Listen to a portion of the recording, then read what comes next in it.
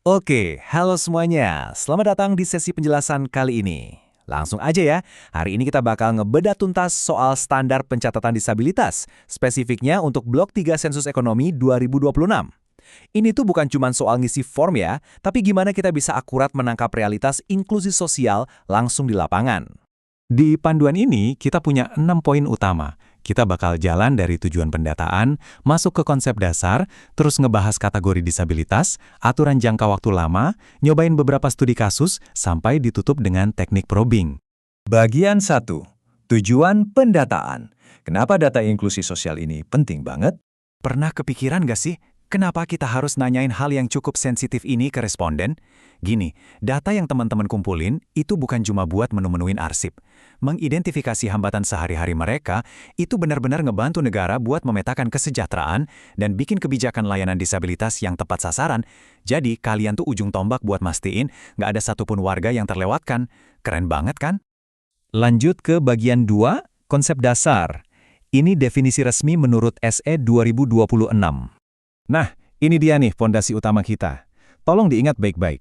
Seseorang disebut penyandang disabilitas kalau mereka memiliki keterbatasan dalam jangka waktu lama sehingga mengalami kesulitan dalam menjalankan aktivitas sehari-hari. Jadi syarat mutlaknya ada 2 ya, gangguannya harus jangka panjang atau menahun dan beneran bikin mereka susah ngelakuin aktivitas rutin. Kalau kita ngomongin aktivitas sehari-hari, ini tuh hal-hal yang super basic, kayak berjalan, melihat, mendengar, atau sekedar berbicara dan berinteraksi. Termasuk juga nih urusan ngurus diri sendiri. Bayangin aja aktivitas kayak mandi atau pakai baju. Kalau hal-hal ini terhambat gara-gara kondisi fisik, mental, atau sensorik mereka, nah itu yang kita catat. Oke, masuk ke bagian 3, 6 kategori disabilitas. Mari kita petakan satu-satu. Di lapangan nanti, teman-teman bakal ketemu 6 kategori ini. Ada fisik, contohnya lumpuh atau amputasi, terus mental, kayak depresi berat atau skizofrenia yang ganggu fungsi sosial. Ada juga intelektual, misalnya sindrom Down atau hambatan belajar. Nah, 3 sisanya itu masuk ke sensorik, netra untuk yang buta atau gangguan penglihatan berat, rungu untuk yang tuli, dan wicara untuk gangguan bicara permanen. Sesimpel itu pengelompokannya. Tapi tunggu dulu, ada pengecualian yang krusial banget nih. Misal ada orang pakai kacamata minus biasa atau pakai alat bantu dengar dan dengan alat itu mereka bisa aktivitas normal tanpa hambatan sama sekali. Nah yang kayak gini nggak masuk kategori disabilitas sensorik ya. Pertanyaan kuncinya, apakah mereka masih kesulitan walau udah pakai alat bantu? Kalau jawabannya enggak, berarti bukan disabilitas. Bagian 4, aturan jangka waktu lama. Bedanya kondisi kronis sama sementara. Perhatian ya. Di poin inilah kesalahan pencatatan paling sering kejadian. Kita harus bisa bedain mana yang masuk jangka waktu lama dan mana yang bukan.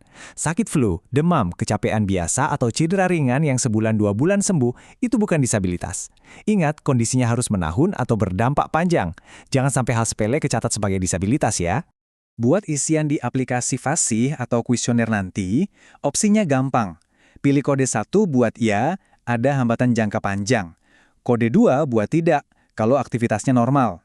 Terus kode 9 atau tidak tahu ini lumayan tricky. Kalian cuma boleh pilih ini kalau rincian di blok 1 R9A kodenya 3 atau 4. Artinya anggota keluarga itu emang lagi nggak tinggal di rumah dan keluarganya bener-bener nggak tahu kondisi pastinya. Kalau orangnya ada di rumah, pantang pilih kode 9. Bagian 5. Studi kasus lapangan. Yuk kita tes pemahaman teman-teman. Bayangin kalian lagi duduk di ruang tamu responden, terus mereka cerita, oh iya kakek di rumah ini kena stroke, sekarang udah nggak bisa jalan sama sekali selamanya. Nah menurut kalian, ini disabilitas atau bukan? Iya, betul banget. Jawabannya iya, karena efek stroke-nya ini permanen dan bikin si kakek kehilangan kemampuan berjalan yang mana itu aktivitas dasar. Jadi ini jelas masuk ke kategori disabilitas fisik. Sekarang bandingin sama kasus yang ini. Responden kalian habis kecelakaan motor, kakinya patah, terus harus pakai kruk atau tongkat. Tapi kata dokternya, sebulan lagi juga udah bisa jalan normal. Kira-kira ini masuk disabilitasnya? Jawabannya, tidak termasuk ya teman-teman. Walaupun kelihatan parah dan ganggu mobilitas banget saat itu, patah tulang yang sembuh dalam hitungan minggu atau bulan itu nggak lolos kriteria jangka waktu lama. Ini murni kondisi medis sementara aja.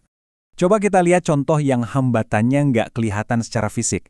Misalnya, di rumah tangga itu ada anak dengan kondisi spektrum autisme tertentu, yang bikin dia benar-benar kesulitan buat belajar dan interaksi sosial sama teman sebayanya.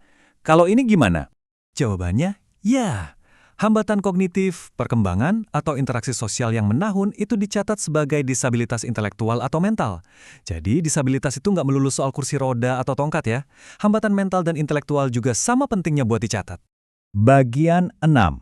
Teknik probing pasti. Ini dia senjata andalan teman-teman enumerator. Kalau bingung mau nanya dari mana, pakai aja kalimat sakti ini. Apakah ada anggota keluarga yang memiliki keterbatasan dalam jangka waktu lama, sehingga mengalami kesulitan dalam menjalankan aktivitas sehari-hari? Udah, pakai kalimat itu persis. Ini ngebantu banget buat langsung memfilter konsep jangka panjang dan hambatan aktivitas sejak awal obrolan.